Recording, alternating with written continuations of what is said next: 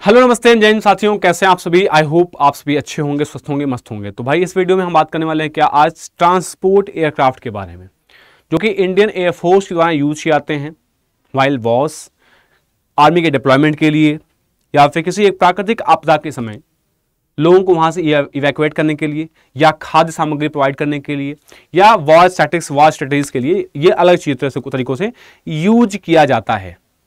तो आज हम स्टार्ट करते हैं आपकी वीडियो जो है क्या ट्रांसपोर्ट एयरक्राफ्ट पे। और मैं बच्चों को बता देना चाहता हूं कि जो बच्चे एयरफोर्स तैयारी कर रहे हैं, आर्मी या नेवी, अगर आपका सपना है, अगर आपका डिफेंस में जाने का सपना है, तो ये वीडियोस आपके लिए हैं। और इन वीडियोस में प्रॉपर वे में आपको हर एक चीज के बारे में बताया जाएगा। एसएसबी की जो प्लेसमेंट वाली है, ये पूरी आपकी इन्फॉर्मेटिव वीडियोस होंगी। जो चीजें आपसे पूछ सकती हैं या आपको जिस फील्ड में आप जा रहे हो उसके बारे में आपको जो भी जानकारी चाहिए वो यहाँ पे आपको मिल जाएगी। ठीक है, तो स्टार्ट करते हैं आज की वीडियो। तो आज हम बात करेंगे क्या ट्रांसपोर्ट एयरक्राफ्ट के बारे में। इसके पहले हम बात कर चुके हैं एयरक्राफ्ट कैरियर के बारे में और फाइटर एयरक्राफ्ट के बारे में, सब कुछ बात कर चुके हैं। तो आज इसका नंबर है। तो अगर हम देखा जाए कि आपके सामने जो एयरक्राफ्ट दिख रहा है वो कौन सा एयरक्राफ्ट है, वो है इल्यूशन 276। अब ये जो आपका एयरक्राफ्ट है, ये आपका 4 इंजन, देखो 4 इंजन यहाँ पे है, 2 इंजन यहाँ पे, 1 2 3 4 इंजन होते हैं इसमें। और ये आपका जो है एक ट्रांसपोर्ट एयरक्राफ्ट है जो कि बहुत हैवी होता है। इसके स्पेसिफिकेशन हम देख लेते हैं क्या क्या है। ये क्या है, एक मल्टीपर्पज फिक्स्ड विंग। इसका विंग जो होता है फिक्स्ड होता है। इसे एक प्रोपेलर होता है, मतलब जो बाहर से घूमता है, एक होता है फिक्स्ड विंग होता है। और इसमें कितने 4 इंजन होते हैं। टर्बोफैन स्ट्रैटेजिक एयर लिफ्टर होता है। मतलब ये जो है आप देख समझ सकते हो कि कभी कभी ऐसा होता है कि कुछ कैरी करना होता है या कुछ छोटे मोटे एयरक्राफ्ट को कैरी करना होता है। तो ऐसे केस में ये आपका इल्यूशन 2 जो है आपका आ जाता है। ठीक है, अब यहां बात करते हैं कि ये बनाया गया था कब, design by Soviet unions Ilyushin design bureau. तो इसका नाम बनाया गया था ये। It has been used as emergency response aircraft for civilians evacuation. मतलब जब आपने देखा था ना कि कहाँ की बात है, यमन की बात है, जब वहां पे सीरिया में बात करें, आप कहीं बात करें, जब वहां पे आपदाएं चल रही थी, यानी वहां पे मारकाट हो रहे थे, वहां पे स्थितियां सही नहीं थी, तो उस समय इन एयरक्राफ्ट को यूज किया गया था वहां के लोगों को इवैक्यूएट करने के लिए। अभी यूक्रेन का भी आपने सुना होगा, यूक्रेन में भी कुछ लोगों को इवैक्यूएट किया गया था, तो वहां से चीजें इवैक्यूएट करने के लिए यूज की जाती हैं। अब well as for the humanitarian aid and disaster relief around the world, यानी कि डिजास्टर रिलीफ के लिए भी यूज किया जाता है कि जो भारत से खाद्य सामग्री भेजी जाती है, मैंने स्टार्टिंग बताया आपको, वहां से भी ये चीजें यूज की जाती हैं। इसका जो ओरिजिन हुआ था, कहां से हुआ था, सोवियत यूनियन से किया गया था। और अगर आपको इस जो ये एक कोई एयरक्राफ्ट है उसके बारे में आपको डिटेल जानकारी चाहिए, तो आप मुझे कमेंट बॉक्स में जरूर बताएं कि उसके स्पेसिफिकेशन, उसके हर चीज बारे में हम आपको डिटेल इंफॉर्मेशन देंगे। अभी ये वीडियो जो है वो आपको बताने के लिए कि कौन कौन से एयरक्राफ्ट जो हैं इंडियन एयरफोर्स द्वारा यूज किए जाते हैं ट्रांसपोर्ट एयरक्राफ्ट के रूप में। तो ये जो है आपका ये वायुसेना का कौन सा है, ग्लोब मास्टर 3 है। बोइंग ने बनाया था। बोइंग कंपनी है जो कहां की, यूएसए कंपनी है, इसने बनाया था इसको।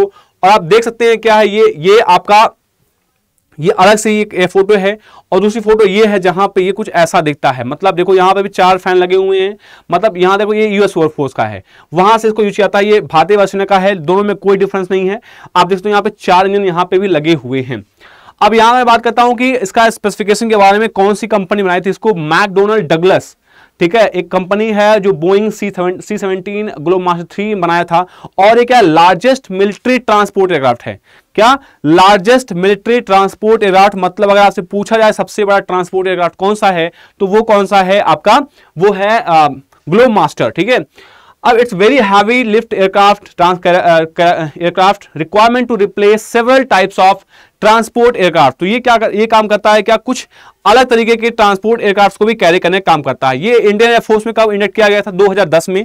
2010 में इंडियन एयरफोर्स में इंडक्ट किया गया था। और अब ये इसका काम क्या क्या होता है, strategic airlift, the ability to deploy special forces को कहीं एक जगह से दूसरी जगह पे डिप्लॉय करने के लिए फिर इसका काम किया जाता है। मतलब ऐसा समझो कि जब आपने सुना होगा ना, एक्सरसाइज होती हैं, जो यहां पे एक्सरसाइज हो रही है, कभी वहां हो रही है, तो ऐसे केस में यह देखा जाता है कि जब एक जगह से दूसरी जगह पे आपको कुछ कैरी करना है, आपको कुछ एयरक्राफ्ट कैरी करने हैं, आपको अपने लोगों को कैरी करना है कुछ, तो ऐसे केस में ये ग्लोब मास्टर काम आता है।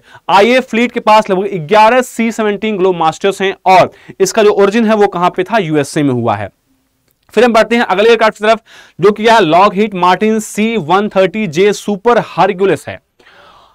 अब ये क्या, ये भी एक 4 engine turbo prop military transport aircraft है, आप इसको देख सकते हैं, इंडियन एयरफोर्स का ये। अब देखो यहाँ की इसके जो फैंस हैं, इसके जो फैन हैं वो कैसे बने हुए हैं, इसके फैन देखो कुछ इस तरह से हैं। उसके फैन क्या थे, अब यहाँ जब फैन देखोगे आप इसके फैन, तो इसके फैन कुछ ऐसे गोल टाइप के हैं। अब यही क्या डिफरेंस हो जाता है, लॉकहीड मार्टिन ने बनाया था, ये कंपनी है लॉकहीड मार्टिन के सुपर हरकुलिस में, और ये आपका जो दूसरा है ग्लोब मास्टर इसमें, ठीक है। तो ये चीज आपकी हो जाती है। अब बात करते हैं एंटोनोव, जो आपका नेक्स्ट पे है वो क्या है, एंटोनोव 32। एंटोनोव 32 ये कहां बना है, यूक्रेन बना है। एक्चुअली में इसका जो ओरिजिन हुआ था ये रसिया और यूक्रेन के साथ हुआ था, लेकिन बाद में क्या हुआ, यूएसएसआर टूटा तो ये माना गया कि ये यूक्रेन का ओरिजिन था। यूक्रेन से ओरिजिन, मैं मानता हूं कि यूक्रेन का ओरिजिन है। बाकी आप मुझे कमेंट बॉक्स में बताएं कि आप ही क्या सोचे, कि आप इसे मानते हैं यूएसएसआर मानते हैं, रसिया मानते हैं या यूक्रेन मानते हैं, आप मुझे जरूर बताएं एक बार, ठीक है।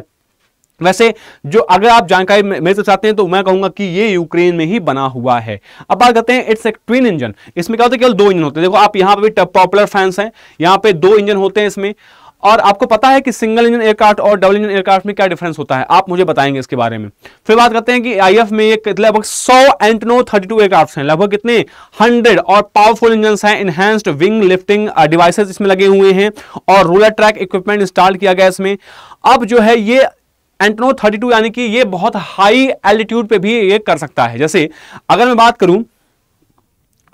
करता हूं किसकी, हिमालयन, जहां पे जब हिमालय पे आप जाते हैं तो बहुत हाई एल्टीट्यूड होता है वहां पे, तो वहां पे पहुंचने के लिए, जैसे आपने सुना ना कारगिल का युद्ध हुआ था, तो ऐसे केस में यही सब एयरक्राफ्ट थे जो वहां पे अपने लोगों को पहुंचाया था। तो ऐसे केस में एंटोनोव 32 जो है बहुत इंपॉर्टेंट रोल प्ले करता है हाई एल्टीट्यूड पे काम करने के लिए। अब ये उसी के लिए काम में लगभग 4500 मीटर अबव सी लेवल जा सकता है, और इन हॉट क्लाइमेट, मतलब जब देखते हो आप मूवी वगैरह में क्या उड़ रहा होता है ऐसे रेगिस्तान के ऊपर, तो वही एंटोनोव 32 ही दिख रहा होता है आपको। अब फिर बात करते हैं C-295 स्पेन के बारे में, ठीक है। अभी इसने रिप्लेस कर दिया है, अभी 28 अक्टूबर की एक घोषणा आई थी जिसमें इसने एक एयरक्राफ्ट को क्या किया, रिप्लेस कर दिया है। आप देख सकते हो, बताएंगे उसके बारे में अभी। तो ये क्या है, कासा C-295 है, अब एयरबस C-295 कहते हैं इसको। As a medium tactical transport aircraft है, C-295 is capable of performing wide variety of mission effectively.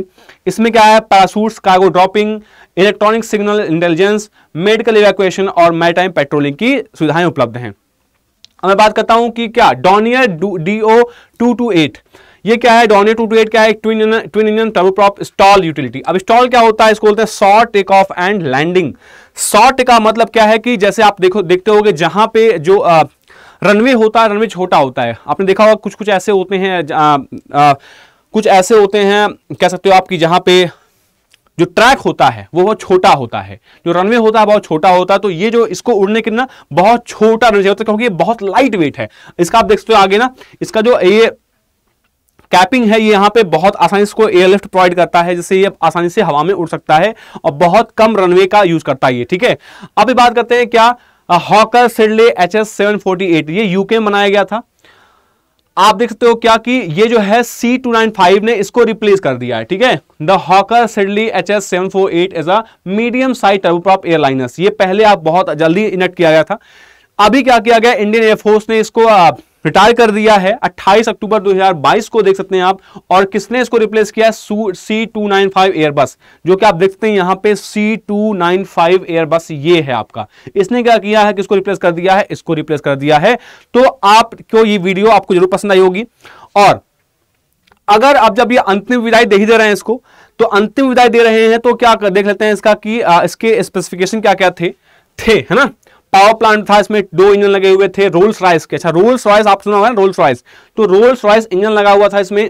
इसकी जो स्पैन थे वो 98 फीट के थे। मैक्सिमम वेट का था 46 से 500, और कैपेसिटी जो थी इसकी 2 फ्लाइट क्रू 40 से 48 पैसेंजर, यानी कि जो आपका फ्लाइट के अंदर 2 क्रू बैठ सकते हैं, और यहाँ पे पैसेंजर कितने बैठ सकते हैं, लगभग 40 to 48 पैसेंजर बैठ सकते हैं, और mixed passenger freight layout. Cruise speed जो थी 280 माइल्स पर आवर थी। अब माइल्स पर मतलब 1.6 से आप मल्टीप्लाई कर लो उसमें, और रेंज जो थी लगभग 1066 माइल्स, मतलब लगभग 1700 से 1800 किलोमीटर की इसकी रेंज थी with full payload and reserve 1795 miles with full fuel. अगर उसके पूरा फ्यूल भर दिया जाए तो 1796 माइल्स तक ये कवर कर सकता है। तो ठीक है भाई, कैसी लगी ये वीडियो आप मुझे कमेंट सेक्शन में जरूर बताइएगा, और अगर आप इसको लाइक से सब्सक्राइब करते हो तो हमारा मोटिवेशन बना रहता है, जिससे हम और वीडियो अच्छी वीडियो आपके सामने ला सकते हैं। तो मिलते हैं अगली वीडियो में, तब तक के लिए टाटा बाय बाय एंड जय हिंद।